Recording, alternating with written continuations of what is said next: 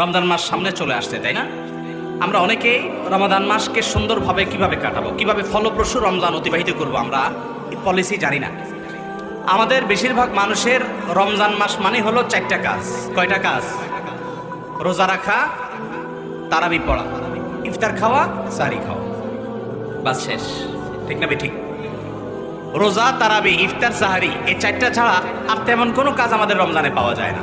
রমজানের মাসের আসল উদ্দেশ্য সিয়াম সাধনা, রোজার আসল উদ্দেশ্যটাই আমরা বেশিরভাগ লোক জানি না। আল্লাহ তাআলা কোরআনে কারিমে সিয়ামের উদ্দেশ্য হলো বলেছেন লাআল্লাকুম তাত্তাকুন, তোমাদের উপর সিয়ামকে ফরজ করা হয়েছে যাতে তোমরা তাকওয়া অর্জন করতে পারো।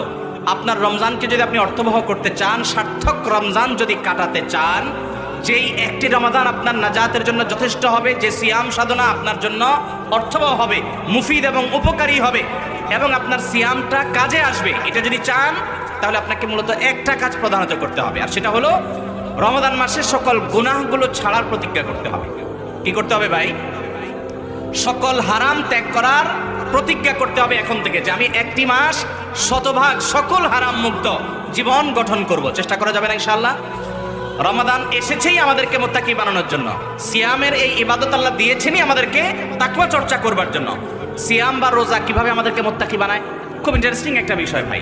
দেখেন, আমরা যখন রোজা রাখি তখন আমরা পান বা আহার, যৌনতা, এর কোনোটাই আমরা রোজাদাররা কেউ করি না।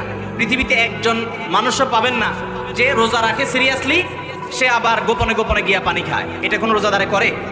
সবার সাথে বাটপারি করলেও রোজা রেখে এই জায়গায় কেউ চালাকি বাটপারি করে না। তাহলে আমরা পানি, হালাল টাকায় কেনা পানি বা হালাল টাকায় কেনা খাবার, এটা আমাদের সামনে আছে, আবার ক্ষুধাও আছে, পিপাসাও আছে, তারপর আমরা খাই না, পান করি না। কেন? আল্লাহ নিষেধ করেছেন, হারাম, সেজন্য। কেউ দেখলেও করি না, রুমে একা একা থাকলেও আমরা খাই না, পান করি না। কার ভয়ে? ঠিক একইভাবে এই সিয়াম আমাদেরকে বলে, এখান থেকে শিক্ষা গ্রহণ করে তুমি যখন কোনো হারাম কাজ করবা, মোবাইলে হারাম জিনিস দেখবা, তোমার দেখতে মনেও চাচ্ছে, আবার দেখার সুযোগও আছে মোবাইলে, কোনো মানুষজনও এখানে নাই, তারপরও তুমি দেখবা না, কারণ আল্লাহ হারাম করেছেন, আল্লাহর ভয়ে দেখবা না। এই শিক্ষাটাই ওই রমজানের রোজা তোমাকে দিয়েছে। সেই শিক্ষাটা যদি অর্জন করতে পারেন, রমজান শেষে যদি মনে হয় মাশাআল্লাহ আমি কয়েকটা হারাম কাজ ছাড়তে পারছি, অভ্যাস পরিবর্তন করতে পারছি, আমার জীবনে পরিবর্তন আসছে, আল্লাহর উপরে ভরসা করে বলতে পারি আপনার সিয়াম সাধনা, আপনার রমাদান সার্থক হয়ে গেছে। অতএব গুনাহ ছাড়া নিয়ত করবো তো ইনশাআল্লাহ। যাদের যেভাবে গুনাহ হয় তালিকা করে ফেলান, লিস্ট করে ফেলান, একটা কাগজে লিখে ফেলান যে আমার দ্বারা কি গুনাহ হয়। আমার ফেসবুকে হারাম সম্পর্ক আছে কিছু মানুষের সাথে, একটা গুনাহ। আরেকটা গুনাহ, বন্ধু বান্ধবের সাথে আড্ডা মারলেই আরেকজনকে নিয়ে গীবত শেখায়েত হয়, আরেকটা গুনাহ।